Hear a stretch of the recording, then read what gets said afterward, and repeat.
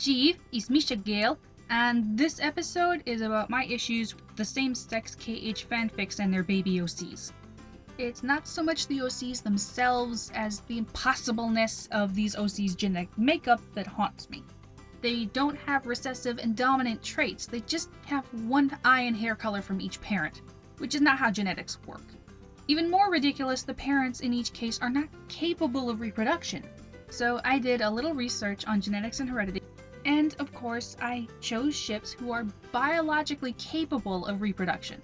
I've paired Sora with Kairi, Roxas with Naminé, Terra with Aqua, and finally Ventus with Xion. I'm not saying there are no other options whatsoever. You're all free to disagree with me and draw your own conclusions, and OCs, but since everyone's entitled to their opinion, I intend to convey mine, even if just to banish it from my mind.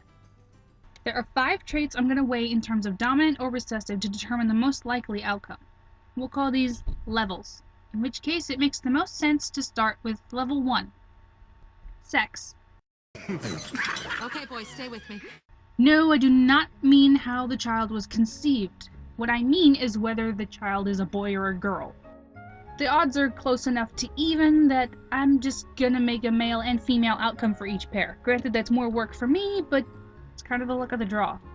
Level 2, eye color. Probably should have been level 1 because they're all blue-eyed.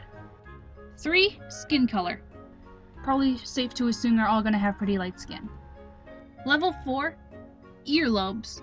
You probably did this in 5th grade like me right after you learned where babies come from. Attached earlobes are, of course, attached to your face, but the dominant trait is earlobes that dangle. So I took screenshots of all the supposed parents, and all of them have dangling lobes, with the exception of Aqua.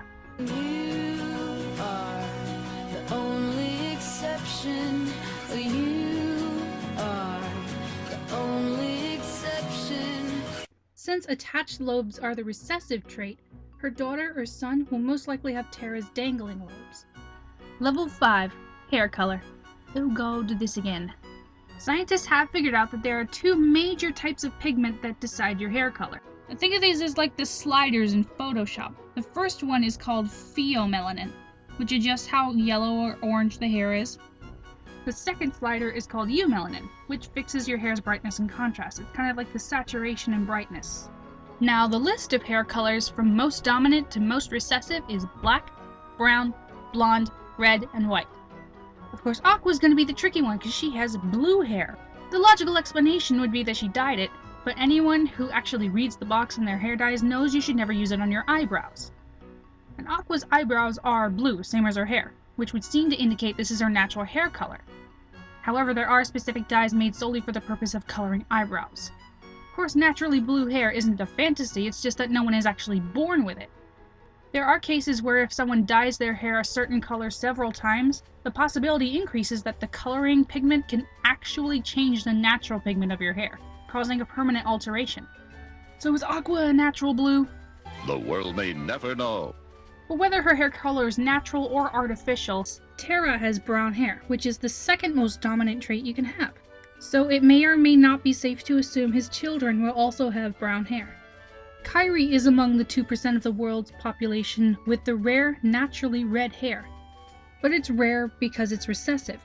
It's certainly not impossible for her child to have red hair, but Sora bears the dominant trait. Should Ventus reproduce with Xion, his children are likely to have her shiny raven-colored locks. Now, I've saved the worst for last. You remember the eyebrow thing I mentioned, right? Roxas and Naminé are by far the most confusing, because they were born with blonde hair and brown eyebrows. Again, if you've ever dyed your hair, you know better than to use this stuff on your eyebrows. But Roxas and Naminé were born this way.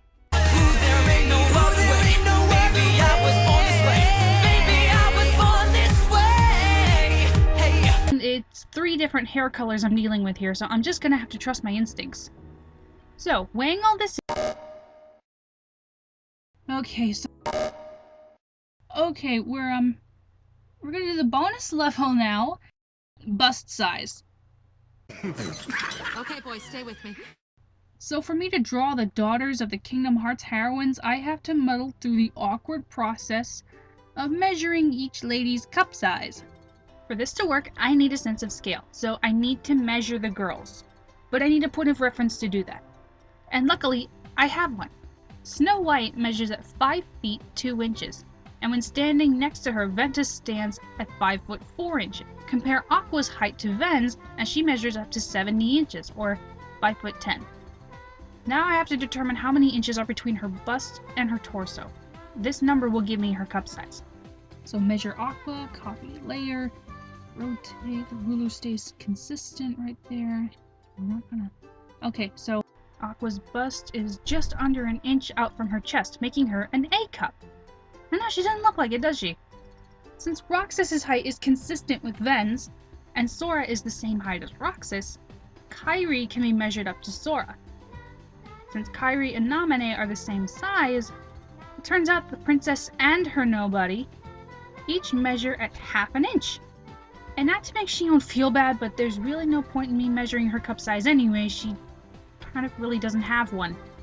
So without further ado, I present my results in a slideshow, because this is what my limited tech can give you. You can find the full body drawings of each pair in the link to my DeviantArt below. Simply enter my gallery, click on the Dataspace folder, and explore the entries until you find the title, Offspring of, insert couple's name here. They'll be paired in twos based on their parents, so while I'm not launching any attacks on same-sex couples in ships, seriously, this just doesn't happen.